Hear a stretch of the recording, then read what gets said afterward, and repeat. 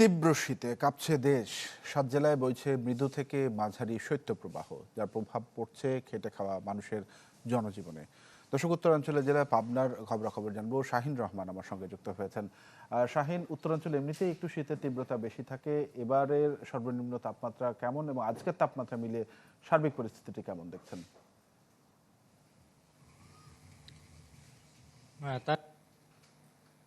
আসলে শীতের যে তাপমাত্রা সেটি মৃদু থেকে মাঝারি সবসময় প্রায় চলেই শীত মৌসুম শুরুর পর থেকেই।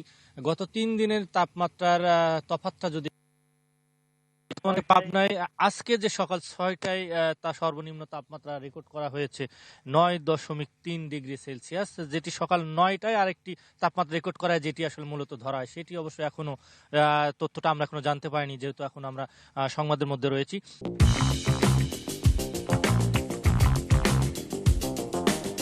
আর গত ৩ দিনের তাপমাত্রা যদি বলি, ৩১ ডিসেম্বর ছিল ৯.২ ডিগ্রি সেলসিয়াস, পহেলা জানুয়ারিতে ছিল ৯.৬ ডিগ্রি সেলসিয়াস এবং গতকাল ছিল পাবনা এই অঞ্চলে সর্বশেষ তাপমাত্রা ৮.৮ ডিগ্রি সেলসিয়াস, যেটি এবছরের সর্বনিম্ন সবচেয়ে কম তাপমাত্রা রেকর্ড করা হয়।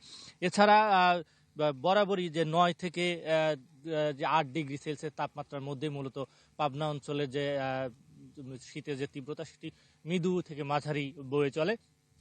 গত কয়েকদিনের যে তাপমাত্রার এবং শীতের যে প্রকোপ ছিল, উত্তরে হিমেল হাওয়া ছিল, তবে আজকে সেই জায়গায় কিছুটা হলেও স্বস্তি মিলেছে। অর্থাৎ সকাল থেকে রোদ উঠেছে, কৃষকরা মাঠে খেটে খাওয়া মানুষ মাঠে যেতে পারছেন এবং শীতের তীব্রতা কিছুটা কম অনুভূত হচ্ছে।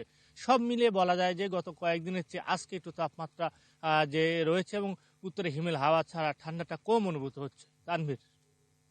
ধন্যবাদ আপনাকে। শাহিন রহমান জানাচ্ছিলেন পাবনা থেকে।